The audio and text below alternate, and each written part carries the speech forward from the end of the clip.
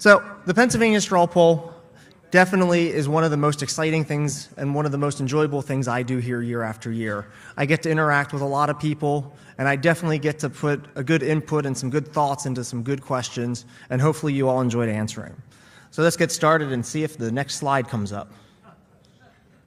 Yay! Oh, the National Security Agency reviewed and analyzed this. Oh, this document is stored online in the cloud, so it is possible. All right, next slide.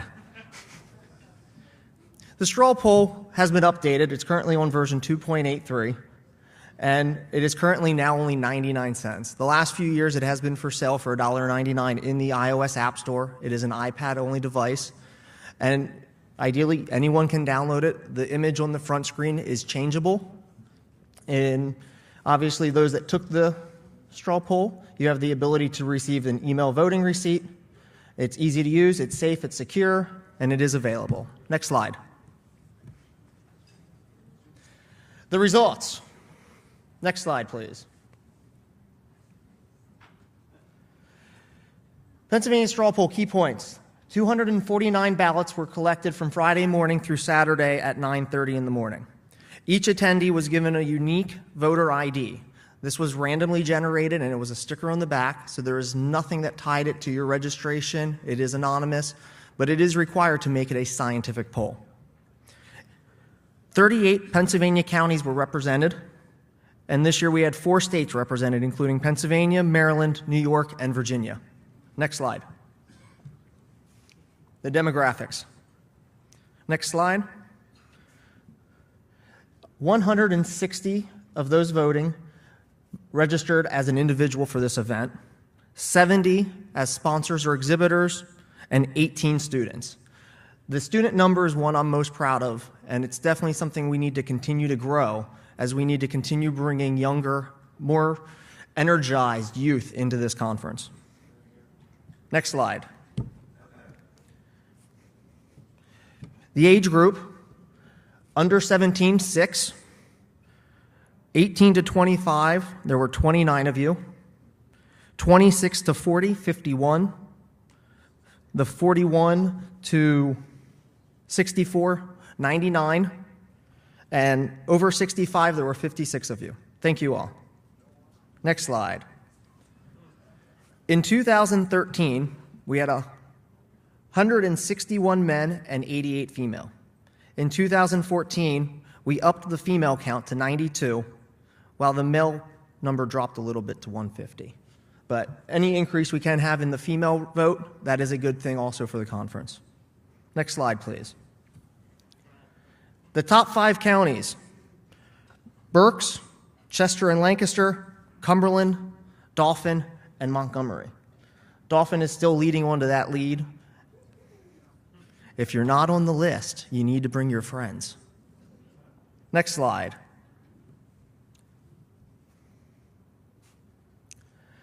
There we go. How would you classify your political ideology?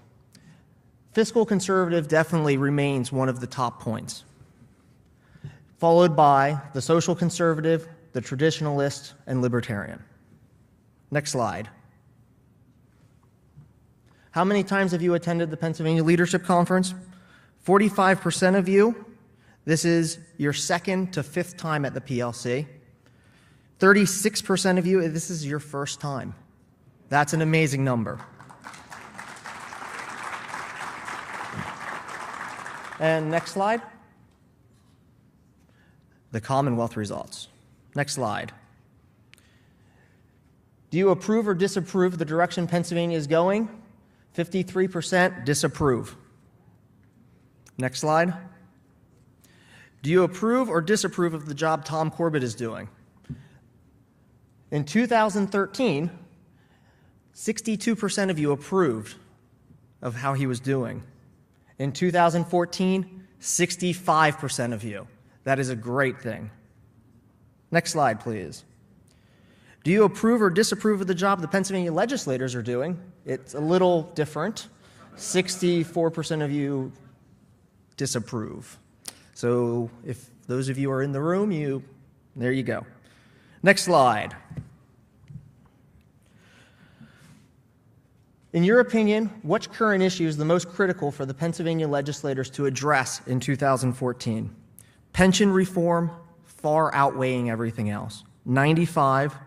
Voter ID being the second with 49 votes, and the Michelle Shell drilling 34, followed by the privatization of alcohol at 11. Next slide. Some write-ins: paycheck protection, right to work, excessive power of government regulators, school property tax, Common Core, and economic development. And next slide, please. In your opinion, in Pennsylvania, marijuana should be illegal, 46% of you.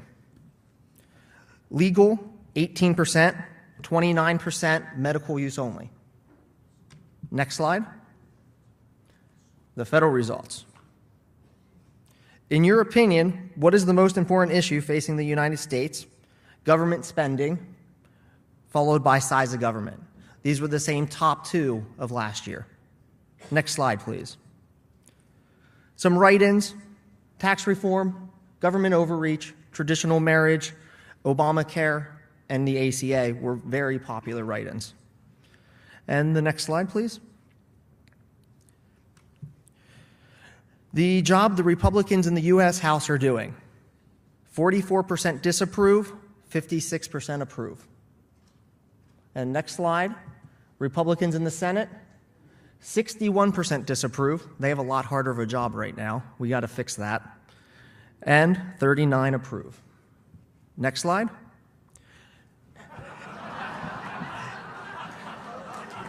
Every year I put one in for that laugh. Needless to say, I'd like to call for the two people in the room that voted yes, they approve, to clap or raise your hand or make for the exit way. Your choice which one. But yes, 2 votes approved the job he was doing. The next slide follows suit. Do you favor or oppose the NSA's use of data collection? The vast majority, and I think the vast majority of the population, do not agree. Let's oppose that, 88%. Next slide. Your early favorite for Republican nominee for president, the top 5. Scott Walker came in with 11%. Ben Carson, 13%. Rick Santorum, 13%. And there was a tie for first place: Ted Cruz and Rand Paul. This isn't CPAC. This breaks down every one of the Republican nominees that were listed. Obviously, it is a busy pie chart. It will be available on the Leadership Conference website where you can examine it in more detail. If the Pennsylvania governor election were held today, who would you vote for? I put this at the end because I think this is the most anticipated question from what I've heard. Your votes. Bob Guzzardo, 28. Guzzardi, sorry. Rob McCord, 3. Kathleen McGinty, 0. Allison Schwartz, 0. Tom Wolf, 1.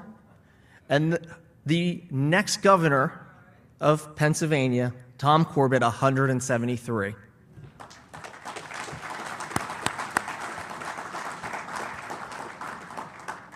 "84% of you, Tom Corbett is our man." And the next slide.